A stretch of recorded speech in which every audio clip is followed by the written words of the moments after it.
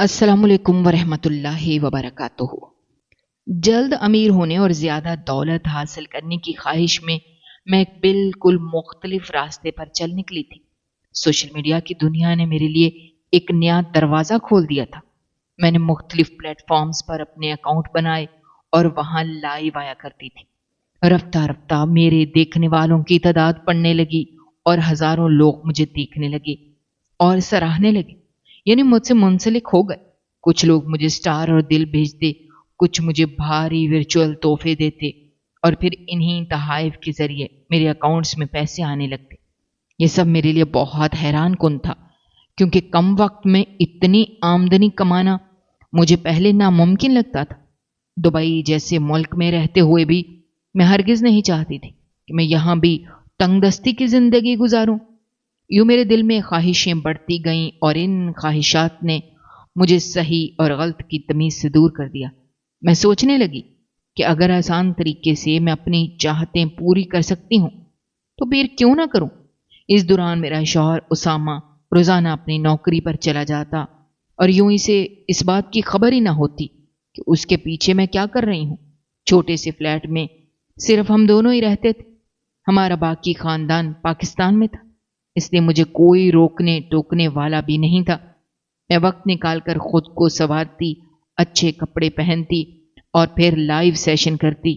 अपनी बातों और अंदाज से लोगों को अपनी तरफ मुतवज्जो करती।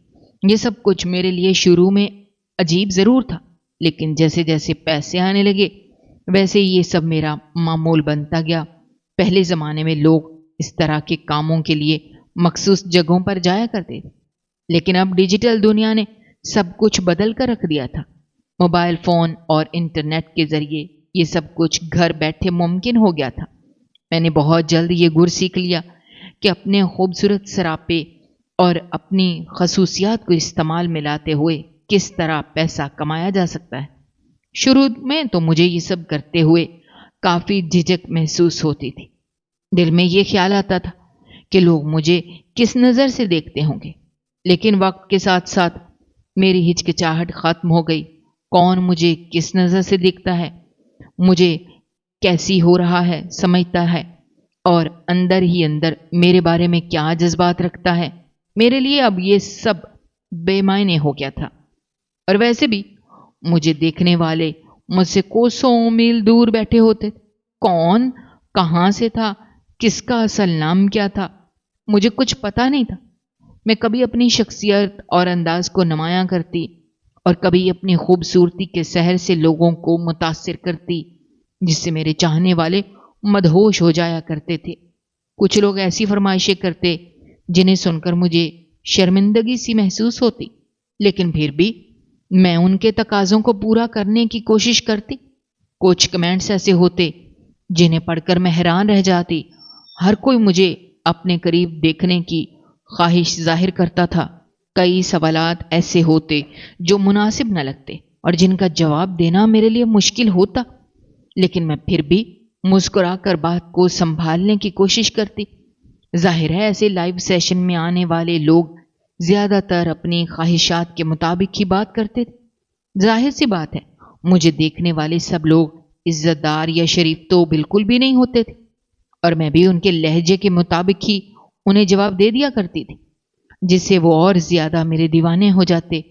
यूं चंद पैसों की खातिर मैं कभी अपने होंठों से मुख्तलिफ इशारे करती, तो कभी आंख का कोना दबा देती, और बदले में कोई अपनी हैसियत के मुताबिक मुझे सितार देता, तो कोई दिल, कोई महंगा तरीन शेर, तो कोई कुछ और। इस तरह से मेरे अकाउंट में पैसे आ रहे थे जिसका मेरे शौहर को कोई इल्म नहीं था। मैंने शौहर की पीठ पीछे बहुत कुछ कर रखा था। अब भी मैंने कोई 1 घंटे का लाइव सेशन किया था और इस 1 घंटे में एक ख़ास यूज़र ने मुझे बहुत सारे शेयर भेजे थे, जिसकी वजह से मेरे अकाउंट में बहुत सारे पैसे आए थे। मैं हैरान थी कि मुझे लाखों रुपए भेजने वाला ये शख्स कौन है।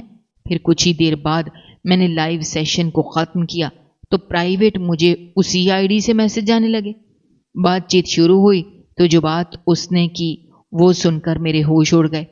मुझे यकीन ना आया, यही लगा कि सामने वाला झूठ कह रहा है। کیونکہ اس نے خود کو شہزادہ بتایا تھا۔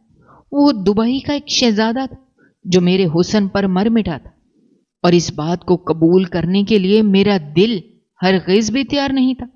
کوئی امیر شہزادہ بھلا ایک ایپ پر کیوں میری لائیو سیشن دیکھتا؟ اسے کون سا عورتوں کی کمی تھی؟ میں نے یہی جواب دیا کہ اس سے بڑا جھوٹ اور کوئی ہو ہی نہیں سکتا۔ لیکن پھر اس نے میرے اکاؤنٹ میں اور پیسے بھیج دیے، اور وہ اتنے تھے کہ شاید میرا شوہر ساری زندگی محنت کر کے اتنے پیسے نہیں کما سکتا تھا۔ میں دنگ رہ گئی تھی۔ وہ مجھ سے ملنے کا خواہش مند تھا، اور میں بے یقینی کی کیفیت میں گھری ہوئی تھی۔ وہ بار بار ملاقات کا اصرار کر رہا تھا، اور پھر میں نے حامی بھر دی، کیونکہ مجھے معلوم تھا کہ میرا شوہر ابھی گھر واپس آنے والا نہیں ہے۔ وہ کہنے لگا، تیار ہو جاؤ، میں تجھے لانے کے لیے گاڑی بھجوا دیتا ہوں۔ میں کچھ ہی دیر بعد تیار ہوئی، اور ایک بڑی سی عالی شان گاڑی مجھے لینے کے لیے آ گئی، اور اس میں بیٹھ کر میں ایک خوبصورت محل میں پہنچ گئی۔ اور پھر میرے سامنے وہ شخص آ کر کھڑا ہو گیا جو میرے حسن کا دیوانہ بن چکا تھا، اور یہ دیکھ کر میری جان نکل گئی تھی کہ وہ واقعی ایک عربی شہزادہ تھا۔ اور پھر جو بات اس نے کی، وہ سن کر مجھے اپنے کانوں پر یقین نہیں آیا، کیونکہ وہ میرے ساتھ اسی وقت بات دراصل کچھ یوں تھی کہ اسامہ میرے چچا کا بیٹا تھا، اور اس سے شادی کرنا میرے لیے زندگی کا سب سے حسین خواب تھا، کیونکہ مجھے اسامہ سے محبت تھی۔ خاص کر جب سے اس کی پردیس میں نوکری ہوئی تھی، تب سے تو میں نے سوچ لیا تھا کہ شادی میں صرف اسامہ سے ہی کروں گی۔ مجھے کالی شان زندگی چاہیے تھی، اور یہاں کمانے والے لڑکے مجھے ایسی عالی شان زندگی نہیں دے سکتے تھے۔ پھر بڑی بات یہ تھی کہ اسامہ بھی مجھ سے محبت کرتا تھا۔ پردیس جانے سے پہلے اس نے وعدہ کیا تھا کہ وہ مجھ سے ہی شادی کرے گا، اور اس نے اپنا وعدہ پورا بھی کیا۔ 1 سال بعد ہی اس نے میرے لیے رشتہ بھیج دیا۔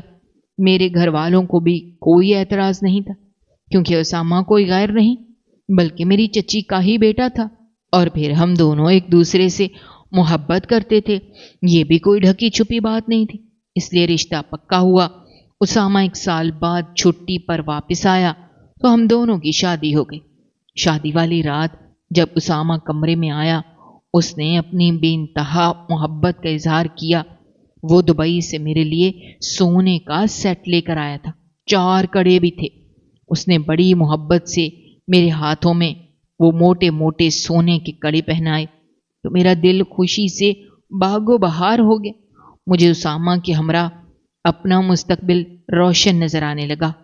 لیکن 15 دن کی خوبصورت شادی شدہ زندگی کے بعد جب اسامہ نے واپس جانے کی بات کی تو میں نے اس کا ہاتھ پکڑ لیا اور روتے ہوئے کہا کہ میں بھی ساتھ چلوں گی۔ یہ سن کر وہ حیران ہوا، کہنے لگا، میں تمہیں اپنے ساتھ لے کر نہیں جا سکتا۔ تم جانتی ہو پردیس میں گزارا کرنا کتنا مشکل ہے، اور پھر یہ بات تو میں نے تمہیں پہلے ہی بتا دی تھی کہ میں تمہیں اپنے ساتھ نہیں رکھوں گا۔ میں جو خود دل میں یہ سوچ چکی تھی کہ کسی بھی طرح اسامہ کو منا کر ان کے ساتھ ہی جاؤں گی، ان کے قدموں میں بیٹھ گئی، رونے لگی، منانے لگی۔ لیکن اسامہ کا وہی مسئلہ تھا کہ وہ وہاں مجھے نہیں رکھ سکتے تھے۔ پھر مجھے زیادہ روتے ہوئے دیکھ کر کہنے لگے، اچھا میں وہاں جا کر کچھ انتظام کرتا ہوں، تم تب تک پاسپورٹ بنوا لینا۔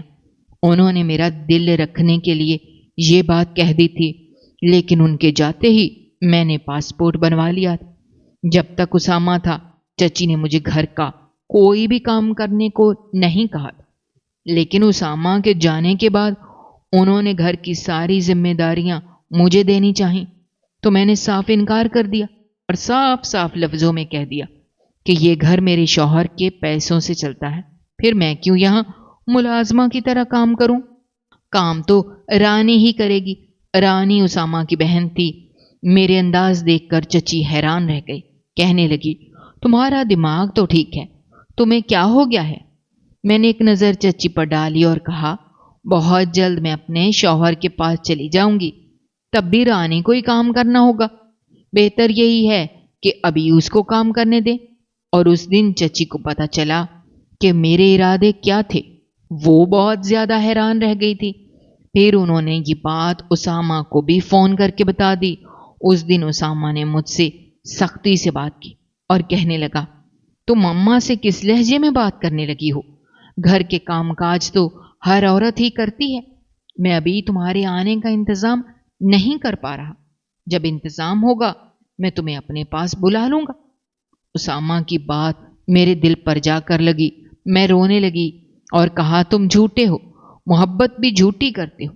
اگر تجھے مجھ سے اتنی ہی محبت ہوتی تو یوں مجھے چھوڑ کر نہ جاتے، اپنے ساتھ لے کر جاتے۔ اسامہ مجھے سمجھانے لگا کہ ہر چیز کا ایک طریقہ ہوتا ہے، پردیس تمہیں بلانے کے لیے مجھے پوری کاروائی کرنی ہوگی، اور پھر یہاں میرے پاس کوئی بہت عالی شان جگہ نہیں ہے کہ جہاں بلا کر میں تمہیں اپنے ساتھ رکھوں۔ میں نے روتے ہوئے کہا، میں جھونپڑی میں بھی گزارا کر لوں گی، لیکن جو بھی ہے بس مجھے تمہارے پاس آنا ہے۔ اس وقت میں نے جذبات کے عالم میں یہ بات کہہ دی تھی اور میرے شوہر نے فون بند کر دیا تھا، لیکن مجھے معلوم نہیں تھا کہ آگے چل کر کیا ہوگا۔ چند دن گھر میں پوری طرح سناٹا رہا تھا۔ چچی نے مجھ سے کوئی بات نہیں کی تھی، سارے کام رانی کر رہی تھی، میں وہی اپنی آرام پرستی کی زندگی جی رہی تھی۔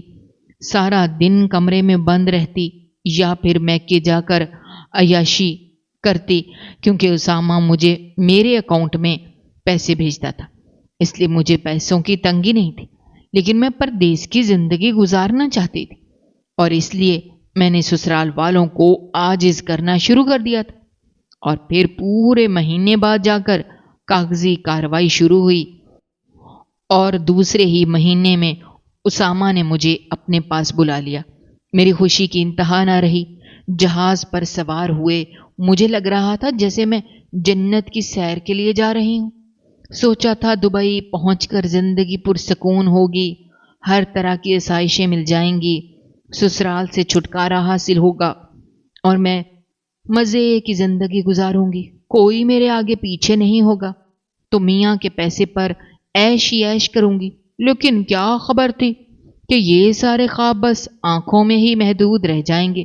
دبئی پہنچی تو اس دن خوشی کی انتہا نہ تھی۔ میرے پاؤں زمین پر نہیں ٹک رہے تھے۔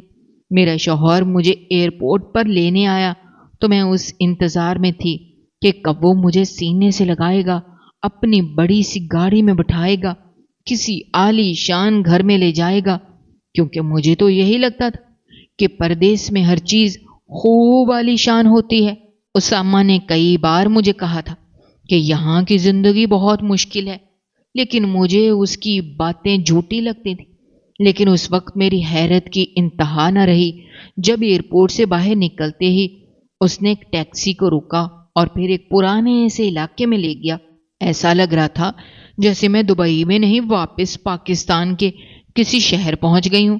وہی پتلی پتلی گلیاں، چھوٹی سڑکیں، تنگ و تاریک عمارتیں۔ میرا شوہر میرا ہاتھ پکڑ کر مجھے ایک عمارت میں لے گیا، وہاں ایک کمرے کے فلیٹ میں لے جا کر کہنے لگا، یہ میرا گھر ہے اور تمہیں بھی یہیں رہنا ہے۔ یہ سننا تھا کہ میرے قدموں تلے سے زمین نکل گئی۔ میں ایک دم پیچھے ہٹی اور حیرت سے کہا، اسامہ کیا کہہ رہے ہو؟ یہ کیسی جگہ ہے؟ میں یہاں کیسے رہوں گی؟ یہ تو انتہائی حبس زدہ گھٹن بری جگہ ہے۔ دبئی میں بھی کیا ایسے علاقے ہوتے ہیں؟ مجھے تو ابھی تک یقین ہی نہیں آیا تھا۔ میں نے تو دبئی کو صرف اتنا ہی دیکھا تھا جتنا موبائل کی سکرین پر دکھایا جاتا ہے۔ میں نے تو سوچا بھی نہیں تھا یہاں پر بھی اتنے تنگ و تاریک علاقے ہو سکتے ہیں۔ میری بات سن کر اسامہ کہنے لگا، یہ جگہ ہم جیسے محنت کش پاکستانی رہائشیوں کے لیے بنائی گئی ہے۔ ہم کم پیسوں میں گزارا کرنا چاہتے ہیں، اس لیے ہمیں ایسی جگہ ہی ملتی ہے۔ پھر ایک کمرے کا گھر کافی ہے، صرف تم ہی اور میں ہی تو رہیں گے۔ بس دیکھ لو، تمہاری ضد تھی کہ تمہیں دبئی آنا ہے تو میں نے بلوا لیا، لیکن اگر تمہیں لگتا ہے کہ یہاں میرا کوئی عالی شان فلیٹ ہوگا یا میں تمہیں لگژری لائف دوں گا تو یہ تمہاری خوش فہمی ہے۔ میں یہاں پر ایک مزدور ہوں، جو بھی کماتا ہوں سب پاکستان بھیج دیتا ہوں۔ اگر تمہاری اماں سے لڑائی نہ ہوتی تو میں تمہیں کبھی یہاں نہ بلواتا۔ یہاں کی زندگی بہت مشکل ہے۔ یہ کہہ کر اسامہ میرے سامان کو ایک کونے سے لگانے لگا اور مجھے لگا جیسے میری جان نکل گئی ہو۔ میں نے کیا کیا خواب سجا کر یہاں آئی تھی کہ ساس کے بغیر سکون سے رہوں گی، مزے کروں گی، گھوموں گی پھروں گی، شوہر کے ساتھ پورا دبئی دیکھوں گی۔ لیکن مجھے نہیں معلوم تھا کہ میرا شوہر یہاں پر بالکل ویسا ہی تھا جیسے پاکستان میں کوئی عام مزدور۔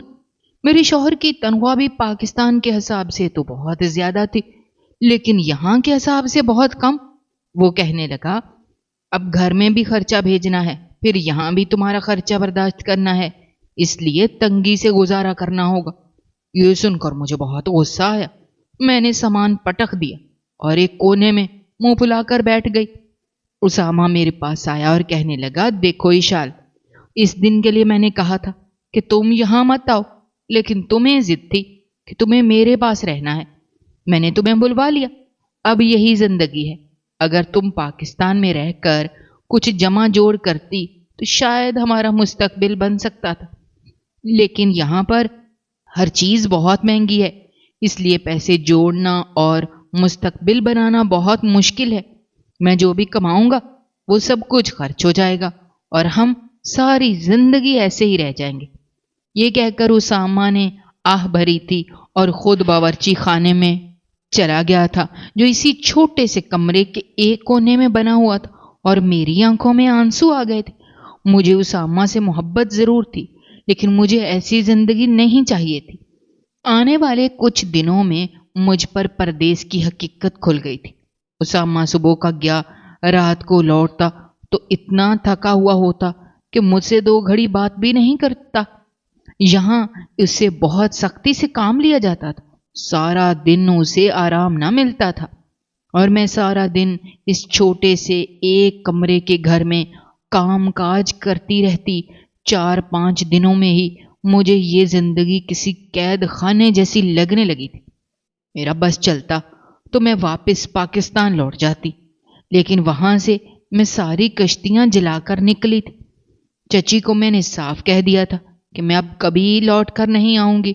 اگر اتنی جلدی میں واپس چلی جاتی تو میرا بھرم ٹوٹ جاتا۔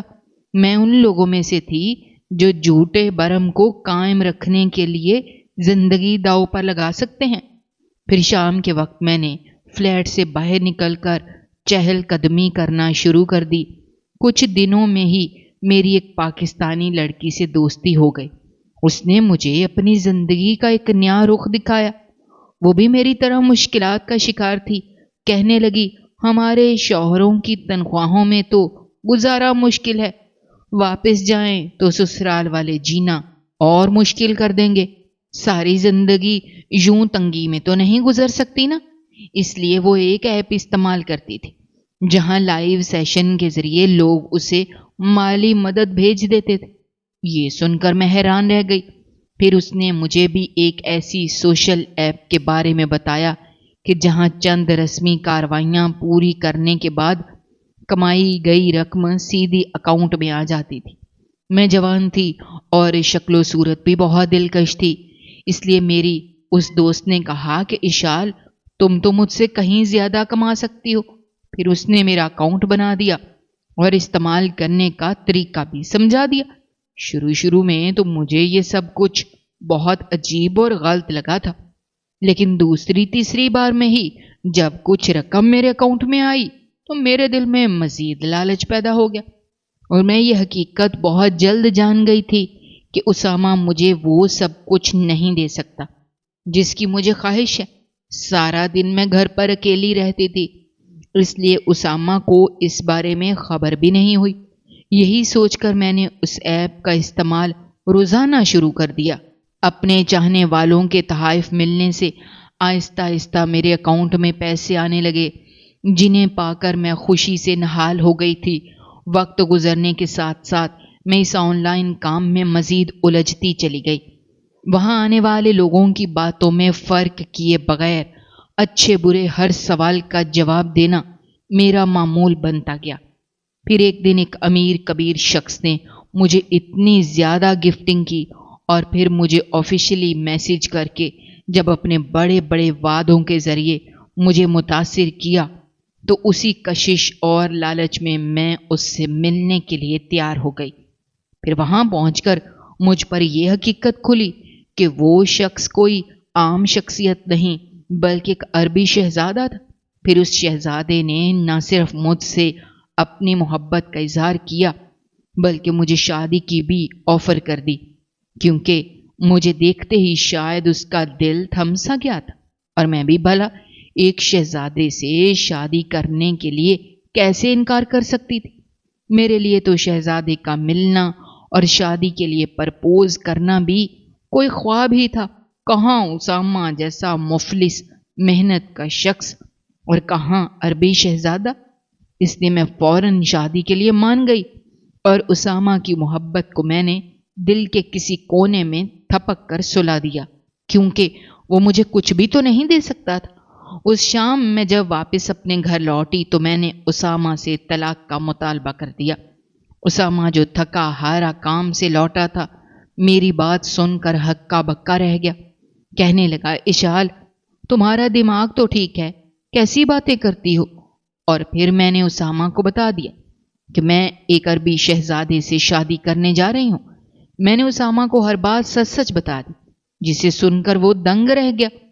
اسے تو یقین ہی نہیں آ رہا تھا کہ میں کس غلاظت کے ڈھیر میں ڈوب چکی ہوں، اور جب اسے پتا چلا کہ میں سوشل میڈیا پر کئی مردوں کے ساتھ دل لگی کر چکی ہوں، ناقابل بیان باتیں کر چکی ہوں، تو اسامہ نے خود ہی مجھے طلاق دے دی۔ اسی شام عربی شہزادے نے مجھے اپنے محل بلا لیا۔ میں عدت کے دن گزارنا چاہتی تھی، لیکن وہ مزید انتظار نہیں کرنا چاہتا تھا، اس لیے اس نے مجھ سے شادی کر لی، اور پھر شادی کے بعد مجھے پتا چلا کہ عربی مرد کس بلا کا نام ہوتا ہے۔ اس نے ایک بہت بڑی دعوت کا انتظام کیا تھا۔ شادی کی رات میں اپنے کمرے میں نہیں بلکہ ایک بڑے سے ہال میں موجود تھے۔ ارد گرد سارے امیر لوگ موجود تھے، عجیب سا رقص چل رہا تھا۔ باری باری سارے مرد آ کر مجھے دیکھتے اور تحفہ دے کر چلے جاتے۔ تھوڑی دیر میں تحفوں کا ڈھیر میرے سامنے لگ گیا، اور پھر جب میں اپنے کمرے میں پہنچی تو اس شہزادے نے بہت بری طرح سے مجھے نہ جانے کتنے گھنٹوں تک، اور میں اتنی بوجھل ہو چکی تھی کہ میری بس سانسیں ہی چل رہی تھیں۔ لیکن بات یہیں ختم نہیں ہوئی۔ اس کے بعد اس نے مجھے اپنے دوستوں کے حوالے کرنا بھی شروع کر دیا۔ وہ شخص بڑی ہی خود غرض فطرت کا مالک تھا، جس کے لیے شادی صرف ایک کھیل کی طرح تھی، اور وہ مجھے صرف اپنا کھلونا سمجھ کر لے کر آیا تھا، جبکہ میں تو اس کے ساتھ اپنا حسین مستقبل گزارنے کے خواب سجا کر یہاں آئی تھی۔ اب مجھے اس بات کی ٹھیک سے اہمیت سمجھ آئی تھی کہ بے شک تھوڑا کھا لے لیکن عزت کا کھا لے۔ ساری غلطی صرف اس کی نہیں تھی بلکہ میری بھی تھی، کیونکہ میں اس وقت آن لائن ایسے کام کر رہی تھی جہاں میں جو کچھ بھی کر رہی تھی صرف پیسوں کے لیے کر رہی تھی، اور اپنی عزت کی اہمیت کو فراموش کر بیٹھی تھی۔ اور آخر کار اس شخص نے اپنے وسائل کے بلبوتے پر مجھے قائل کر کے اپنے قابو میں کر لیا۔ پہلی رات نہ صرف شوہر کے لیے بلکہ اس کے دوستوں کے لیے بھی خوب تفریح کا باعث بنی تھی، جبکہ اس دوران مجھ پر جو گزری وہ صرف میں ہی جانتی تھی۔ کسی کو بھی مجھ پر ذرا بھی ترس نہ آیا، اور پھر صبح کے وقت وہ شہزادہ یوں ہی مجھے بے حال چھوڑ کر گھر سے باہر چلا گیا۔ اس محل میں بہت سے نوکر تھے میرا خیال رکھنے کے لیے، کچھ ملازمائیں بھی آ گئیں، لیکن ان تمام آسائشوں کے باوجود بھی جو گھاؤ میرے وجود پر آئے تھے ان کی تکلیف ختم ہونے کا نام نہیں لے رہی تھی۔ اگلی رات وہ شہزادہ میرے پاس نہ آیا، اور مجھے ان کی ملازماؤں کے ذریعے سے پتا چلا کہ وہ شخص آج ہی کسی اور نئی لڑکی کے ساتھ شادی کر چکا ہے، اور نیچے اس شادی کی محفل بھی سجی ہوئی ہے۔ یہ سن کر میں دنگ رہ گئی۔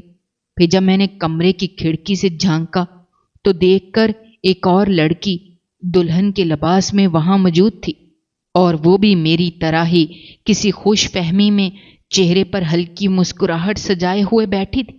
تبھی مجھے واضح طور پر اس بات کا اندازہ ہو گیا تھا کہ یہ شہزادہ اپنی طاقت کے بلبوتے پر اور غیر ذمہ دارانہ طور پر لڑکیوں کو یہاں لاتا ہے اور پھر اپنی من مرضیاں کرتا ہے۔